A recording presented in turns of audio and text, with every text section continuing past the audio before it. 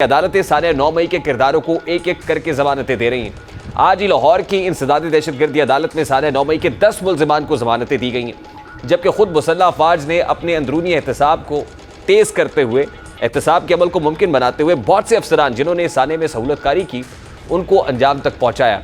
देखा जाए तो आज DGISPR मेजर जनरल अहमद शरीफ चौधरी की प्रेस कॉन्फ्रेंस में हर उस बात का अहाता और जवाब था जो PTI एक बरस के दौरान अपने बयानियों में इस्तेमाल करती रही। मिसाल के तौर पर PTI मुसलसल सियासी जमातों से मुज़ाकरात से इनकारी और इस्टेब्लिशमेंट से बातचीत करने की ख्वाहिश का इजहार करती रही, लेकिन आज मेजर जनरल अहमद शरीफ ने यह बात वाज़ेह कर दी कि मुज़ाकरात या बातचीत फौज या इदारों को नहीं बल्कि सियासी पार्टियों को ज़ेब देती है।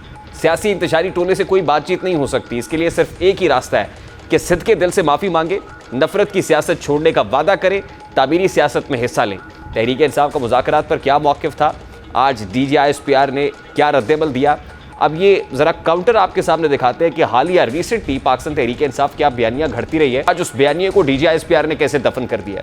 बातचीत है वो सियासी पार्टीज को आपस में जेब देती है, इसमें फौज या इदारे बिल्कुल मुनासिब नहीं के बातचीत में। बैरिस्टर गौहर का इस हवाले से क्या मौक़िफ़ था और फिर DGISPR ने कैसे उसका काउंटर दिया, ज़रा वो भी आपको दिखाते हैं।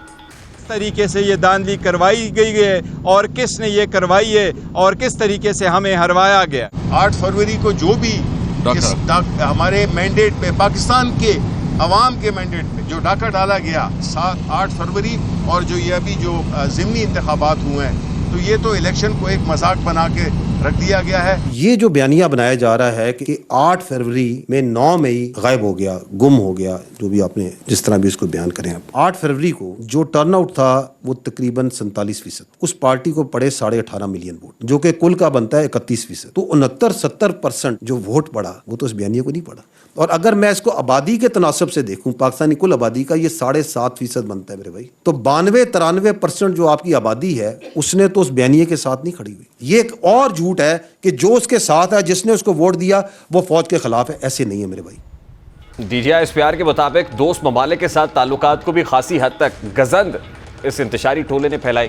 दफाई तौर पे भी हमारे सऊदी अरब के साथ बड़े गहरे और पुराने रवाबित हैं सिक्योरिटी डोमेन में। जहां आपने ये पर्टिकुलर सवाल किया, ये बहुत अफसोसनाक, उसका आर्टिकल 19 भी इस बात की कतई इजाज़त नहीं देता कि आप फ्रीडम ऑफ स्पीच के पीछे, अपनी इजहार राय के पीछे छुप के दोस्ताना ममालिक के ताल्लुकात को डैमेज करें। तो ये एब्सोल्युटली गलत है। लेकिन इसके आपको कॉन्टेक्स्ट को अगर समझे कि हम नहीं तो कुछ नहीं, ये वही सोच है जो चाहती नहीं कि पाकिस्तान मुआशी तौर पर अपने पैरों पर खड़ा हो।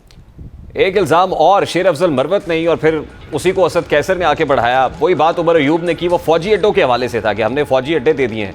उस पर भी आज दो टोक अंदाज में उसकी नफी DGISPR ने अपनी प्रेस कॉन्फ्रेंस में कर दी। पाकिस्तान में किसी को ना कोई अड्डे दिए गए हैं ना दिए जाएंगे जी, पीरियड। इस वक्त पाकिस्तान तहरीक इंसाफ के रहनुमा शौकत यूसुफजई साहब हमारे साथ मौजूद है। अस्सलाम वालेकुम शौकत यूसुफजई साहब, बहुत बहुत शुक्रिया आपके वक्त के लिए। सबसे पहले तो ये फरमाइएगा कि 9 मई पर जो बयानिया पाकिस्तान तहरीक इंसाफ ने बनाया, वो फॉल्स फ्लैग ऑपरेशन हो, वो जुडिशल इंक्वायरी का मुतालबा हो, आज उस तमाम तर बयानिए को DGISPR ने तो दफन नहीं कर दिया। बिस्मिल्लाहिर्रहमानिर्रहीम, बहुत शुक्रिया। देखिए जी, जाहिर बात है 9 मई का वाक़या कोई इतना अच्छा वाक़या तो नहीं है कि उसको कोई अच्छे अल्फाज में याद करे। उसकी तो जितनी मजम्मत की जाए कम है। और ना ही तहरीक इंसाफ कोई जत्ता है या डंडा बरदार फोर्स है कि अपने इदारों के खिलाफ लड़े या अपने इदारों के पर हमलावर हो। बिल्कुल कतई ऐसा नहीं है। पॉलिटिकल जमात है, पॉलिटिकल सियासी जमात है और सियासी तौर पे अपनी एक्टिविटीज़ कर रही है। हमने जितने भी एहतजाजी मुजाहरे किए हैं डे 1 से लेके अभी तक, वो सारे पुरअमन रहे हैं। और दूसरी बात यह है कि एक लंबी स्ट्रगल की है। आप देखें 28 साल 1996 से लेके अभी तक एक सियासी जुमात है। सियासी जुमात ने साबित किया अपने आप को और आवाम ने जो पजराई दी है इस पॉलिटिकल पार्टी को, तो ये ठीक है। इसीलिए तो हम बार बार कह रहे थे कि जो ISPR का बयानिया आया है, देखिए हम तो किसी तौर पे भी 9 मई के वाक़ये को जस्टिफाई नहीं कर रहे हैं, ना उसको अच्छा कह रहे हैं। हमने तो शुरू दिन से उसकी मजम्मत की है, लेकिन ये बहुत लाजमी हो गया है कि इस वाक़ये की तहकीकात जो है ना पहले से ज़्यादा लाजमी हो गया है। देखिए वो कहते हैं कि इस पे जुडिशल इंक्वायरी ज़रूर कराइए, मगर जुडिशल इंक्वायरी इस पे भी कराइए कि 2014 का धरना किसकी शय पे हुआ और उस पर पार्लियामान पे हमला, PTV पे हमला, फिर ब्यूरोक्रेसी को धमकिया, ये सारा मामला किसकी शय पे हुआ? अगर वो ना होता तो आज 9 मई ना होता। ये भी उन्होंने बड़ी तफसील से बता दिया। देखिए ये तो देखिए मैं समझता हूँ कि पॉलिटिकल पार्टीज का जो है ना धरना देना, एहतजाज करना, पाकिस्तान के अंदर जमहूरियत है और जाहिर है अगर जमहूरी तरीके से कोई एक्टिविटी करता है तो क्या हमसे पहले किसी ने धरने नहीं दिए? हमसे पहले भी धरने हुए हैं, पीटीआई से पहले भी धरने लेकिन हो आप चुके हैं। जैसा लेकिन धरना मैं- बाकी किसी ने नहीं दिया सर। 126 रोज का रिकॉर्ड धरना, देखिए- ये क्रेडिट भी पाकिस्तान नहीं, तहरीक देखिए- इंसाफ को है। नहीं, पीटीवी मैं पे ये- हमला हो, देखिए, मैं किसी- पार्लियामान के ऊपर मैं- सलवारें देखिए, लटकाना वो हो, तो- ये सारा मामला भी देखिए- आपके क्रेडिट में है सर। देखिए मेरी बात सुने, ये जो भी आप कह रहे हैं, देखिए मैं तो अगेन कहूंगा कि बात 9 मई की है ना, 9 मई के वाकये की मेरे कपड़े भी फटे थे, मैं खुद जब मैं टीवी पे बैठा था और मैं देख रहा था कि ये क्या हो रहा है, तो मैं खुद बजाते खुद वहाँ गया हूँ और लोगों को मना किया है और उस मना करते करते में कुछ लोग जो है वो हजूम से निकले हैं, मुझे पकड़ा है, मेरे कपड़े फाड़े हैं और वो सारे टीवी चैनल पे दिखाया गया था 9 मई को भी कि मेरे साथ क्या हुआ था। लेकिन मैंने आखिरी वक्त तक कोशिश की कि जी हमें पुरअमन रहना चाहिए और अपने वर्करों को मैं यही कहता रहा कि जी हम पुरअमन लोग हैं, पुरअमन एहतजाज करेंगे।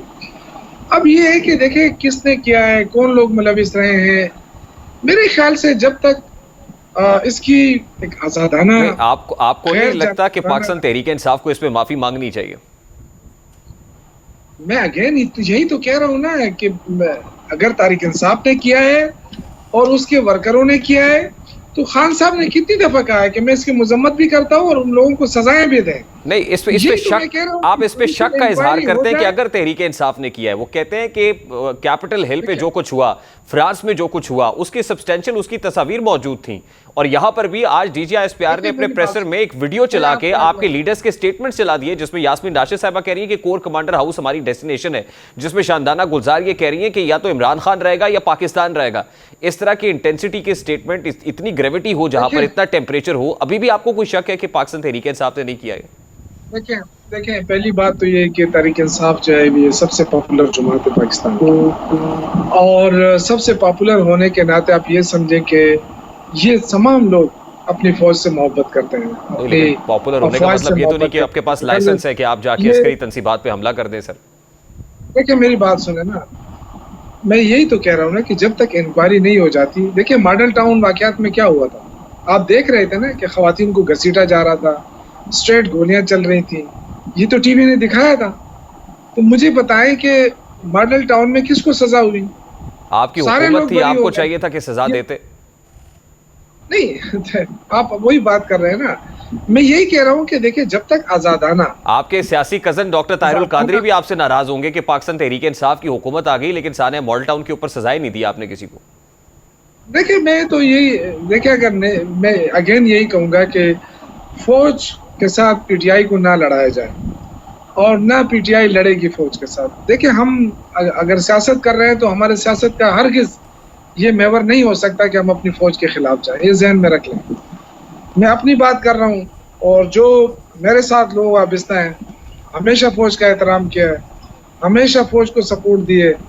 मैं इंफॉर्मेशन मिनिस्टर भी रहा हूँ तो मैंने अपने हर उसमें जो कुर्बानियाँ फौज की हैं, जो दहशतगर्दी के खिलाफ जंग लड़ रही है फौज, मैं हमेशा उनका कायल भी रहा हूँ और हमेशा उनको सपोर्ट भी दिया। लेकिन ये वाकया हुआ है, अब जो वाकया हो गया है, मेरे ख्याल से जब तक आप इंक्वायरी नहीं करेंगे, देखिए सबको तो आप एक जैसे मुलविस तो सर उन्होंने कहा ना कि इंक्वायरी करनी है अगर तो फिर 2014 से करें, इसके लिए तैयार है आप? मेरे भाई 2014 से क्यों करें? फिर तो मेरे ख्याल से उससे करें ना जिन लोगों ने हमला किया था सुप्रीम कोर्ट के ऊपर, वहीं से शुरू करें ना। हमें क्या है, 85 से शुरू करें, 1947 से शुरू करें। मैं तो कोई मेरा कोई कौन सा, मतलब आप इंक्वायरी में संजीदा नहीं है जी? नहीं, इसका मतलब आप तहकीकात कराने में संजीदा नहीं। उन्होंने कहा कराइए लेकिन 2014 से कराइए कि 2014 में धरना किसकी शय पे हुआ। अगर आप अपनी मर्जी का मुझसे कोई बात निकलवाना चाहते हैं तो वो नहीं शौकत यूसुफ साहब, मैं तो सर ये जानना चाहता हूँ कि आप एस्टैब्लिशमेंट से मुज़ाकरात के ख़्वाह हैं। सर आप तो मैं आपकी ज़ुबान में बात कर रहा हूँ कि आप एस्टैब्लिशमेंट से मुज़ाकरात चाहते हैं। आप एस्टैब्लिशमेंट के देखिए, साथ मेरी बात बातचीत सुनो। चाहते हैं, लेकिन आज उन्होंने कह दिया कि हम किसी से बातचीत नहीं करेंगे। अच्छा मेरी बात तो सुने ना, ये तो देखें, या तो ये तो बिल्कुल लड़ाने वाली बात होगी ना कि आगे से मैं कहूँ कि अच्छा जी हम नहीं करते। देखें, हम सियासी लोग हैं।